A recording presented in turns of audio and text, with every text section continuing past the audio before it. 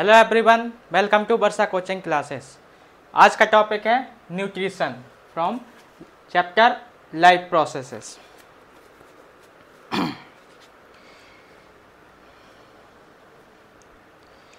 How do living things get their food. तो उससे पहले हम फूड से पहले समझेंगे कि हमें फूड की ज़रूरत ही क्यों होती है। तो हमारे लास्ट टॉपिक में हमने पढ़ा था कि किसी भी लिविंग थिंग्स को molecular movement, molecular structure change ये कंपलसरी होता है, क्योंकि इसके बिना कोई भी ऑर्गेनिज्म लिविंग थिंग्स नहीं कहलाएगा। तो जो मॉलिक्यूलर में डेवलपमेंट होगा, मॉलिक्यूलर मूवमेंट होगा, मॉलिक्यूलर स्ट्रक्चर चेंज होगा, उस सब के लिए एनर्जी की रिक्वायरमेंट होती है। ठीक है, एंड एनर्जी की रिक्वायरमेंट होती है तो एनर्जी को कहीं से कहीं लेना पड़ेगा। तो उस एनर्जी को जो इंटेक करते हैं उसी को बोलते हैं न्यूट्रिशन। ठीक है, और उसका मीडियम है फूड, मतलब फूड के थ्रू हम कोई भी ऑर्गेनिज्म एनर्जी को एब्जॉर्ब करता है। ठीक है, तो नेक्स्ट है how do living things get their food. The general requirement for energy and material is common in all organism. ठीक है, but it is fulfilled in different ways.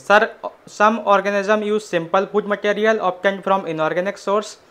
Inorganic source means जो living things नहीं है। जैसे example है plants का। Plants क्या क्या यूज़ करके अपना फूड प्रिपेयर करते हैं? ऑक्सीजन नॉन लिविंग थिंग है, इनऑर्गेनिक थिंग है। Carbon dioxide, water, minerals, sunlight, all are these things inorganic thing. Okay, and कुछ बैक्टीरिया भी होते हैं, but some other organism utilize complex substance. Okay, जैसे ह्यूमन बीइंग है, एनिमल्स हैं, ये सारे कॉम्प्लेक्स स्ट्रक्चर होते हैं। जो हम लोग इंटेक करते हैं वो बहुत कॉम्प्लेक्स होते हैं। ठीक है,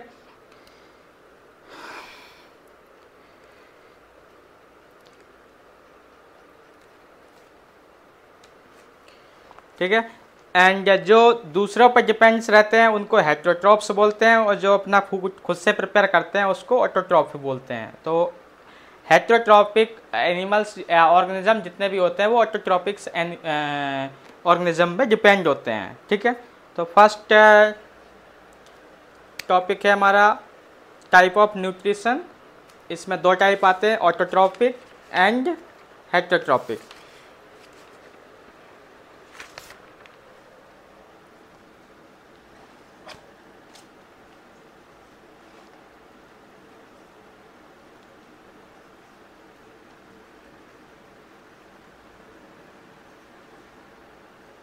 दूसरा टॉपिक है हेटेरोट्रॉपिक।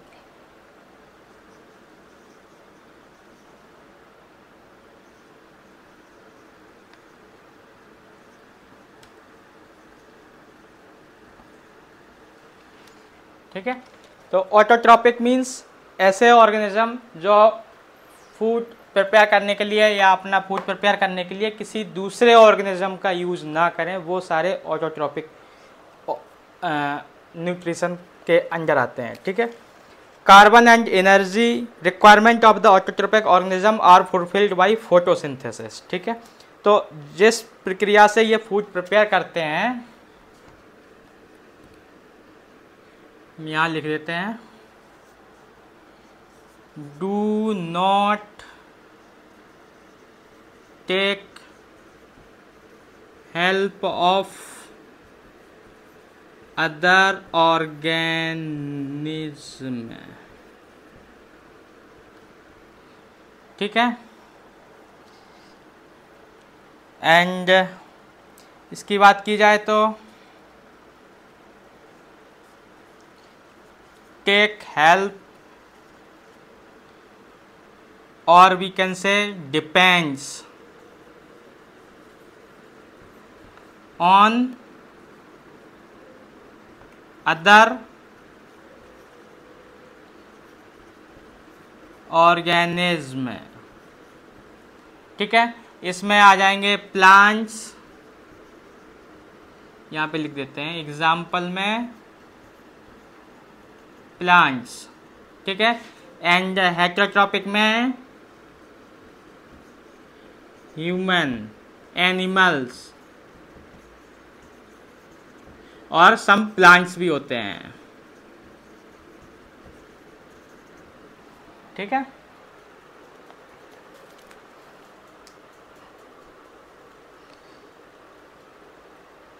अब देखते हैं ऑटोट्रॉपिक अपना फूड कैसे बनाते हैं।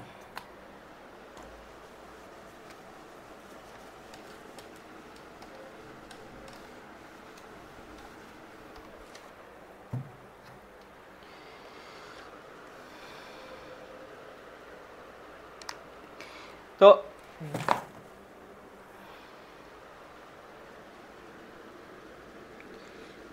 the process of food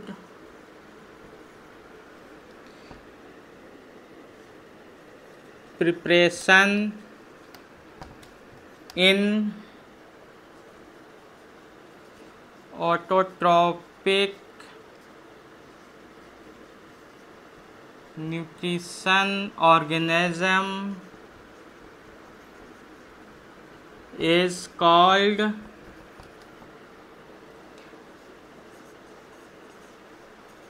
photosynthesis। ठीक है, तो फोटोसिंथेसिस क्या कहलाती है? ऐसी प्रोसेस जिस प्रोसेस से ऑटोट्रॉपिक ऑर्गेनिज्म होते हैं वो अपना फूड प्रिपेयर करते हैं, वो कहलाती है फोटोसिंथेसिस। ठीक है, ये तो हो गया समझाने के लिए, लेकिन फोटोसिंथेसिस की एक्चुअल डिफिनीशन अभी देखते हैं इस केमिकल इक्वेशन के थ्रू। तो क्या क्या होती है फोटोसिंथेसिस?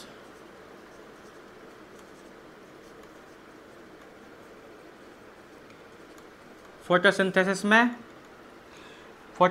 में हम पता है कार्बन डाइऑक्साइड लेते हैं तो CO2, ठीक है, और क्या लेते हैं? वाटर लेते हैं H2O, ठीक है, और sunlight as a catalyst use होती है।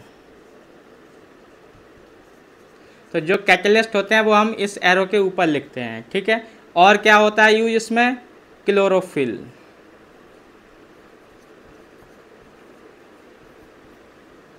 क्लोरोफिल, ठीक है, तो क्लोरोफिल क्या करता है?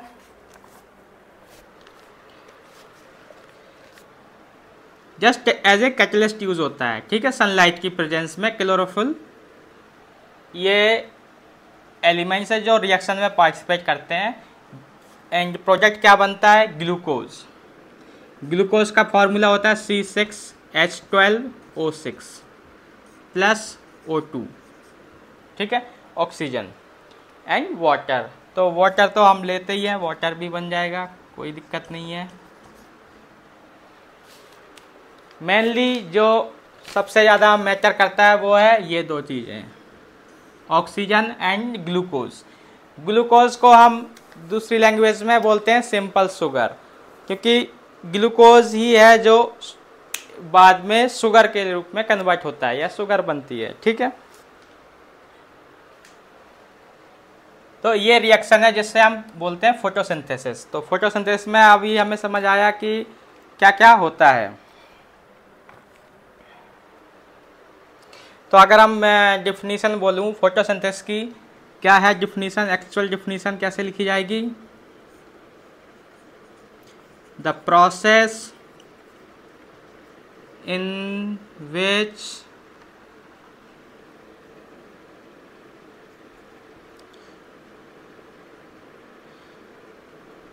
CO2 है, carbon dioxide converts into O2, oxygen in the presence of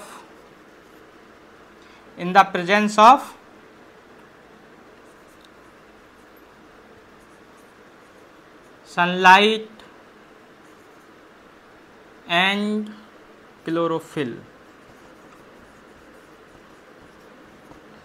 sunlight, chlorophyll and water. ठीक है, इन सब की प्रेजेंस में ऑक्सीजन कार्बन डाइऑक्साइड ऑक्सीजन में कन्वर्ट हो जाती है। ठीक है,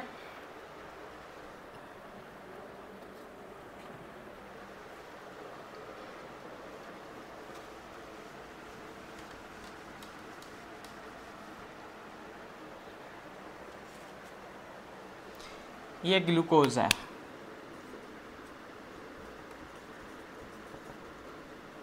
ठीक है,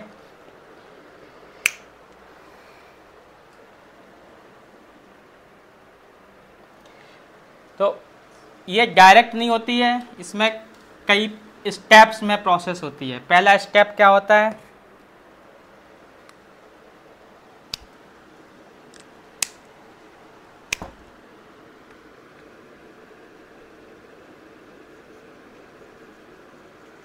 steps in this process।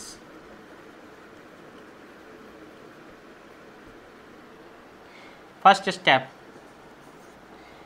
Step में होता है absorption of light energy by chlorophyll.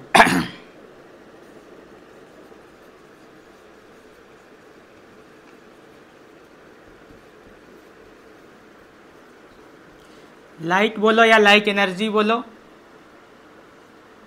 एक ही बात है। इन chlorophyll,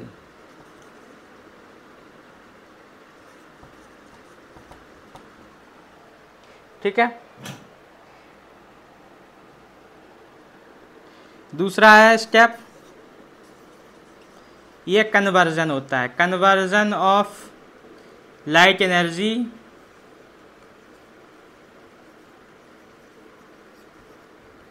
into chemical energy, glucose बन जाता है।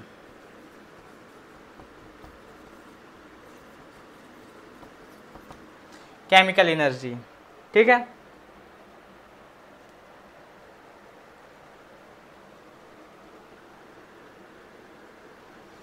And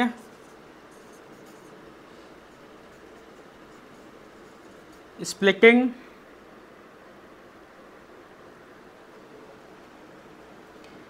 of water molecule into hydrogen and oxygen।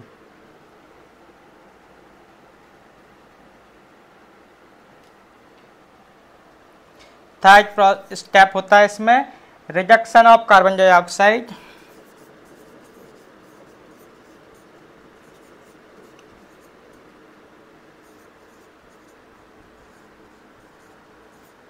into O2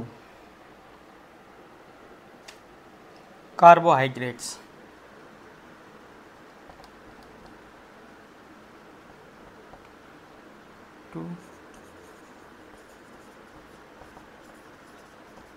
carbohydrate मतलब ग्लूकोज C6H12O6, ठीक है। तो ये 3 स्टेप में प्रोसेस होती है। अच्छा, एक चीज़ और गौर करने की है, ये स्टेप्स ऐसा नहीं होता है कि एक के बाद एक तुरंत प्रोसेस होते जाते हैं, इसमें टाइम लगता है। कभी हो सकता है एक प्रोसेस अभी हुई तो दूसरी प्रोसेस, दूसरा स्टेप 2 घंटे बाद हो, 3 घंटे बाद हो, या पूरे 6-7 घंटे बाद हो, ठीक है। ज़रूरी नहीं है कि वो, इसलिए बोलते हैं ये प्रोसेस बहुत स्लो होती है, ठीक है।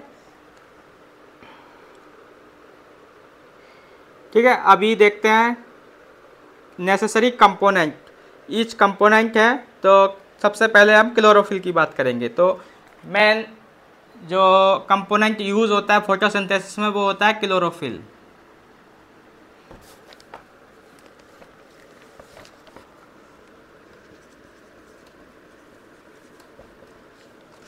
ठीक है, तो क्लोरोफिल,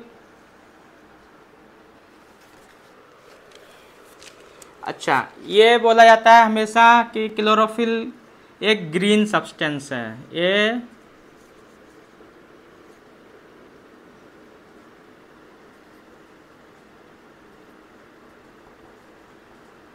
ग्रीन सब्सटेंस है। तो मेरा एक क्वेश्चन है आप लोगों से, इसको चेक करके बताना।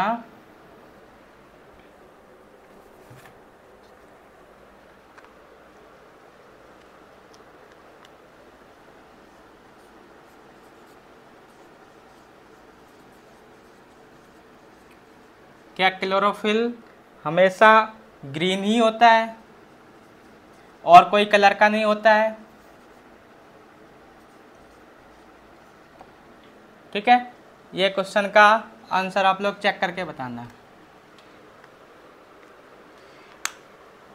तो अभी हम देखेंगे क्लोरोफिल किसी भी लीफ में कैसे दिखता है। तो हमने यहाँ पे बुक में क्रॉस सेक्शन ऑफ लीफ दिखाया गया है, जिसमें क्रॉस सेक्शन में कुछ ऐसा स्ट्रक्चर बना हुआ है। तो ये हो जाते हैं बॉर्डर एरिया, ठीक है, इनको बोलते हैं गार्ड सेल, ठीक है, जो सबसे एंड पे लगी होती हैं, और जो मिड में होते हैं उसमें कुछ ऐसे ऐसे रहते हैं बीच में, ठीक है। ये जो रहते हैं ना राउंड राउंड से, इनको बोलते हैं क्लोरोप्लास्ट,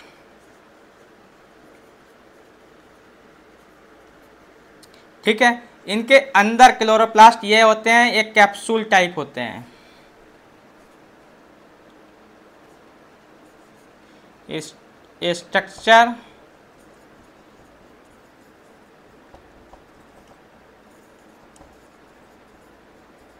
लाइक कैप्सूल्स हमने देखे हैं ना, टैबलेट्स होती हैं जो कैप्सूल होते हैं, ठीक है, फिल्ड विथ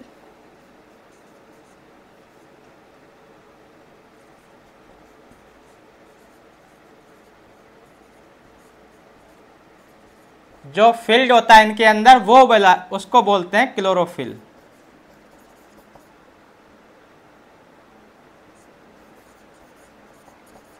ठीक है। ये डायरेक्ट हम नहीं बोलेंगे कि ये क्लोरोफिल भरा हुआ है, क्लोरोफिल इन कैप्सूल्स के अंदर होता है, इनको क्लोरोप्लास्ट बोलते हैं, ठीक है।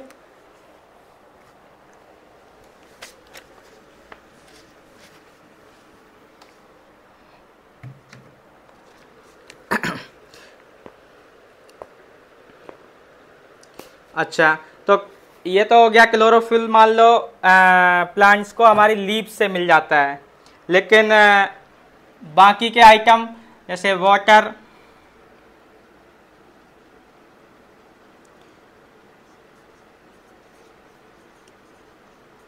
वाटर कहाँ से मिलता है प्लांट्स को?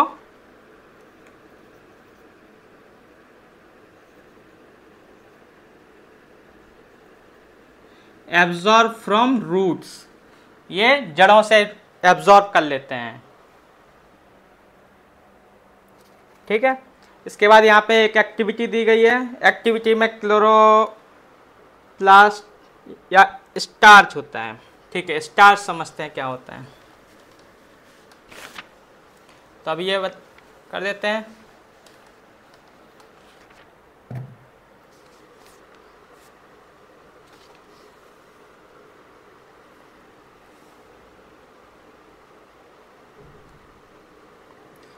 ठीक है,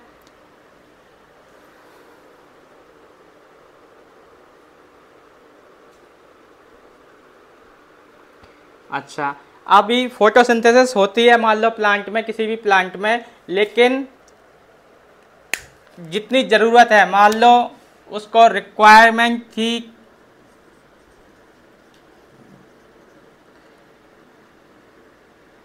रिक्वायर्ड था, अगर मैं एक जस्ट यूनिट बता दूं 5 यूनिट था रिक्वायर्ड, ठीक है,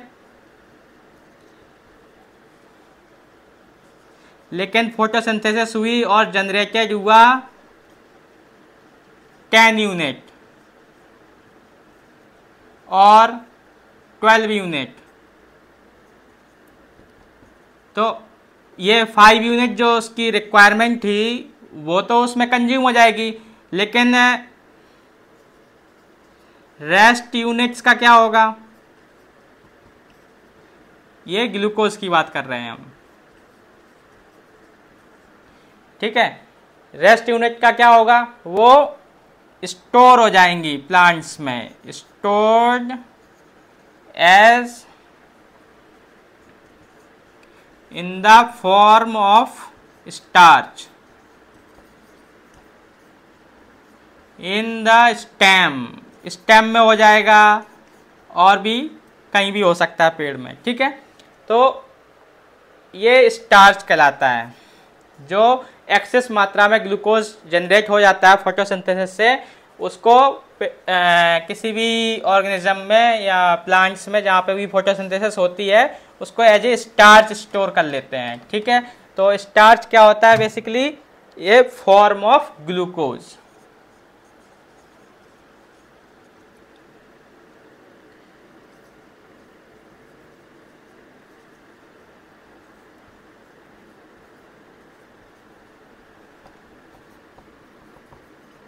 स्टोर्ड इन प्लांट्स। ठीक है, कहीं भी हो सकता है, लीफ में हो सकता है, स्टेम में हो सकता है, फ्लावर में हो सकता है, कहीं भी स्टोर हो सकता है स्टार्च। ठीक है, अच्छा अभी समझाया गया है कि हम ये कैसे एब्जॉर्ब करती हैं कार्बन डाइऑक्साइड को प्लांट्स या लीव्स।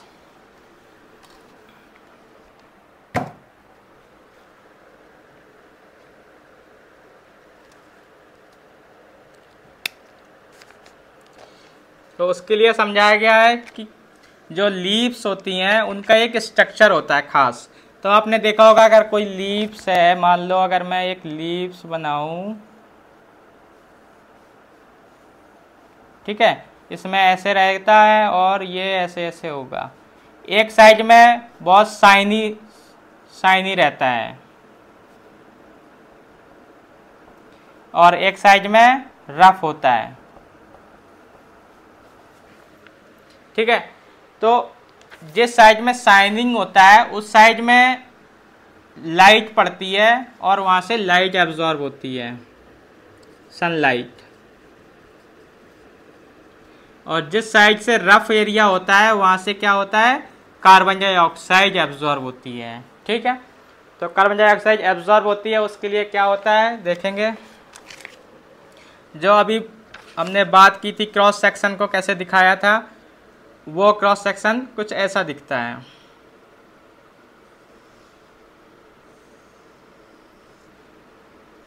बीन्स के या किडनी के आकार का दिखता है। ठीक है, तो जो बैकग्राउंड में तुमको पोर्स दिखेंगे वो कुछ ऐसे रहते हैं। ठीक है, ये टच होंगे आपस में। अच्छा, इसके अंदर ये क्लोरोप्लास्ट वगैरह रहता है इधर पे।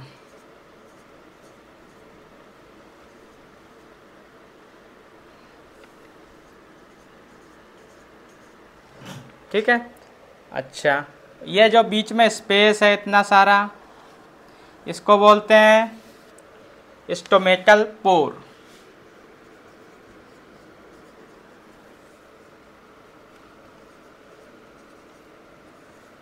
ठीक है, और जो या इस पार्ट को बोलते हैं गार्ड सेल,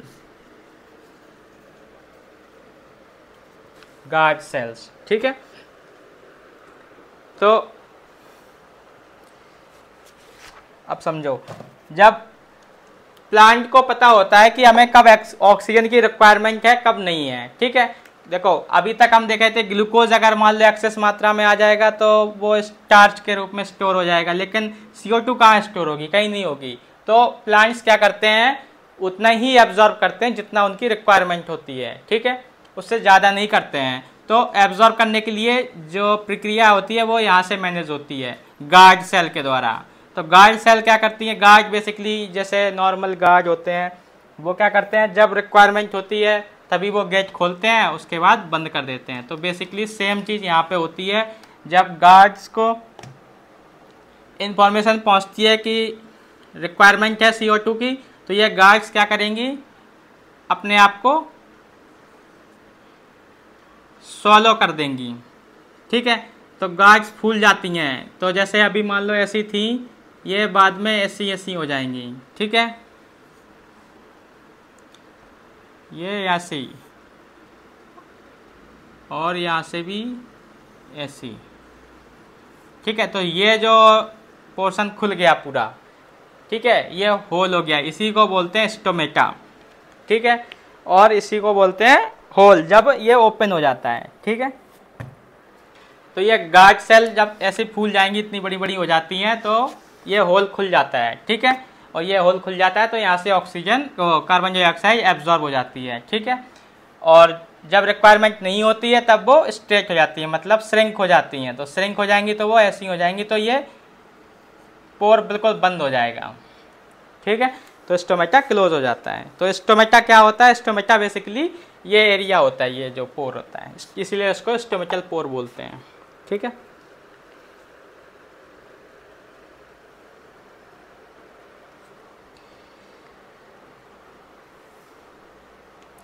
अच्छा, एक चीज़ और होती है, अब मान लो ये पोर ओपन हो गया तो यहाँ से वाटर भी एब्जॉर्ब हो सकता है, लेकिन ऐसा नहीं होना चाहिए, वाटर एब्जॉर्ब नहीं होना चाहिए, ठीक है। तभी तुमने देखा होगा कोई भी प्लांट्स होता है उसकी शाइनिंग वाली एरिया ऊपर रहती है, ठीक है, और रफ एरिया नीचे रहती है। तो अगर बारिश होती है तो पानी सरफेस पे शाइनिंग वाली एरिया पे पड़ता है और नीचे गिर जाएगा, उस वाले पीछे से नहीं जाएगा। और अभी अगर ऐसा हो, मान लो तुम पूरे प्लांट्स की किसी के लीव्स को पानी में डुबा दो, तो वो ये जब भी ओपन होगा तो उसमें एब्जॉर्ब होने लगेगा वाटर, और जब वाटर एब्जॉर्ब होने लगेगा तो ये जो क्लोरोप्लास्ट है ये खराब होने लगेगा। तभी देखा होगा जब पानी में पड़ी रहती है ना पत्तियां, तो वो ब्लैक ब्लैक सी होने लगती हैं, इसीलिए होती हैं क्योंकि ये जो ग्रीन करके क्लोरोफिल रहता है, उसका क्लोरोप्लास्ट भरा होता है, वो खराब हो जाता है, ठीक है, एक्सेस मात्रा में वाटर पहुंच जाता है, ठीक है। तो इसीलिए ये स्ट्रक्चर इस तरह का बना हुआ है कि पोर साइड नीचे रहेगी और शाइनिंग एरिया ऊपर रहेगा, और सनलाइट हमेशा शाइनिंग एरिया से पड़ती है, तो शाइनिंग एरिया ऊपर रहेगा सनलाइट के लिए, ठीक है। अच्छा, अभी दूसरा यहाँ पे एक्सपेरिमेंट बताया गया है।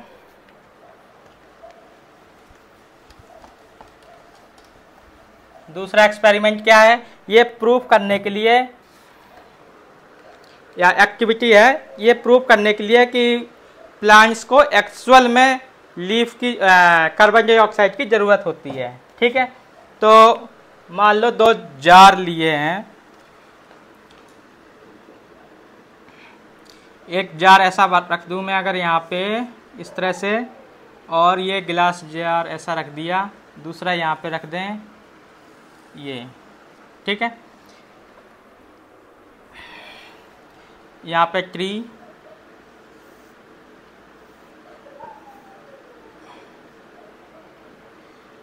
ये गमला हुआ है और इसमें पेड़ निकला हुआ है ऐसे, ठीक है, उसमें ये पत्तियां हैं,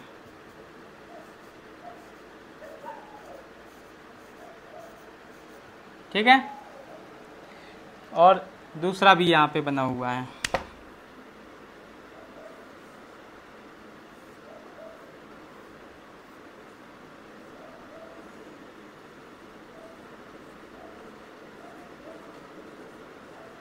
ठीक है। तो अगर मैं इसको बोलूँ प्लांट 1 या जार 1, और इसको बोलूँ प्लांट 2 या जार 2, ठीक है, तो इसमें डिफरेंस क्या है? यहाँ पर एक और कप या बाउल या फिर प्लेट, कुछ भी समझ लो, ये रखा हुआ है, ठीक है, और इसमें क्या है? इसमें है हमारा पोटेशियम हाइड्रोक्साइड, ठीक है, इसको बोलते हैं KOH,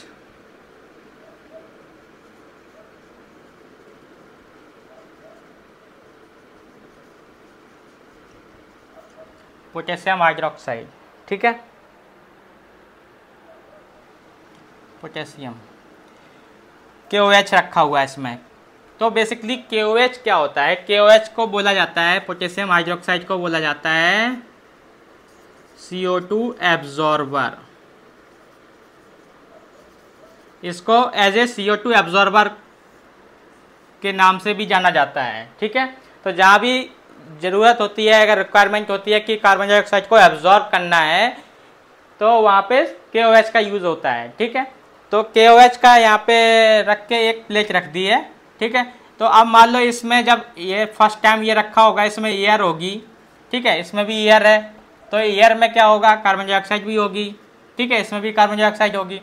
तो इसमें कार्बन डाइऑक्साइड होगी, वो सारी एब्जॉर्ब हो गई होगी यहाँ पे, और इसमें जो कार्बन डाइऑक्साइड होगी वो इसमें एब्जॉर्ब होगी, ठीक है, क्योंकि ये वेरी फास्ट रिएक्शन है। अगर मैं इसको ऐसे बताऊँ, बहुत फास्ट रिएक्शन है ये, ठीक है। और ये क्या होती है, स्लो करती है, ठीक है। एब्जॉर्ब तो ये भी करेगा कार्बन डाइऑक्साइड, लेकिन बहुत स्लोली करेगा, और ये फास्ट होती है, तो ये 1 और 2 मिनट में पूरा एब्जॉर्ब कर देगा, और इसको टाइम लगेगा 1 से 2 घंटे के लिए, ठीक है। तो इतना अंतर होता है। तो इसको तो मान लो 1% ही मिलेगा, और ये बाकी की 99% कार्बन डाइऑक्साइड को एब्जॉर्ब कर लेगा, ठीक है। और यहाँ पे क्या होगा, यहाँ पे पूरी कार्बन डाइऑक्साइड है, तो इसी के लिए अवेलेबल है, ये अपना धीरे धीरे एब्जॉर्ब करता रहेगा, ठीक है।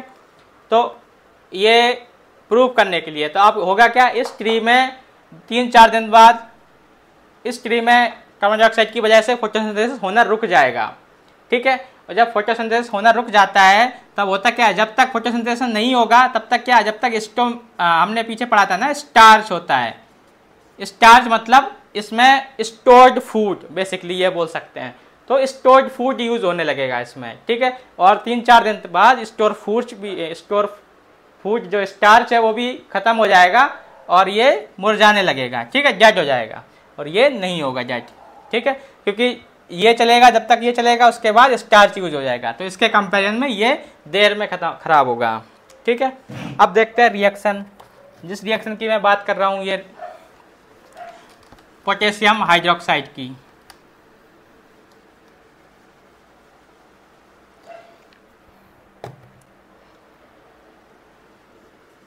KOH प्लस CO2 क्या बनता है, K2CO3, ठीक है, पोटेशियम कार्बोनेट और वाटर, ठीक है। तो आप इसको बैलेंस कर लोगे तो ये 2 हो जाएगा, और मुझे लगता है हो गई बैलेंस, ठीक है। तो बेसिकली ये क्या रहता है, ये थोड़ा पाउडर जैसा रहता है, ठीक है। और जैसे ही उसमें ये गैस होती है, ये एब्जॉर्ब हो जाएगा, तो ये थोड़ा सा एक्वस हो जाएगा, मतलब अगर मैं बात करूँ तो गीला पाउडर हो जाएगा, गीला गीला हो जाएगा, ठीक है, ह्यूमरस हो जाएगा, और ये वाटर है, वहाँ पे वाटर इसी में हो जाएगा, ठीक है। तो इस तरह से ये बन जाएगा। तो ये हमारी केमिकल रिएक्शन होती है, जिसको हम इंडस्ट्रियल लेवल पे यूज़ किया जाता है, इसको एज ए कार्बन डाइऑक्साइड और एब्जॉर्बर, ठीक है।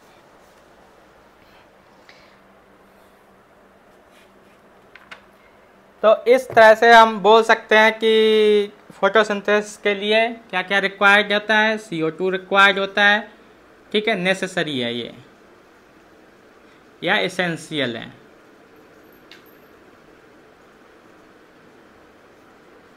एसेंशियल है CO2, सनलाइट और वाटर और क्लोरोफिल।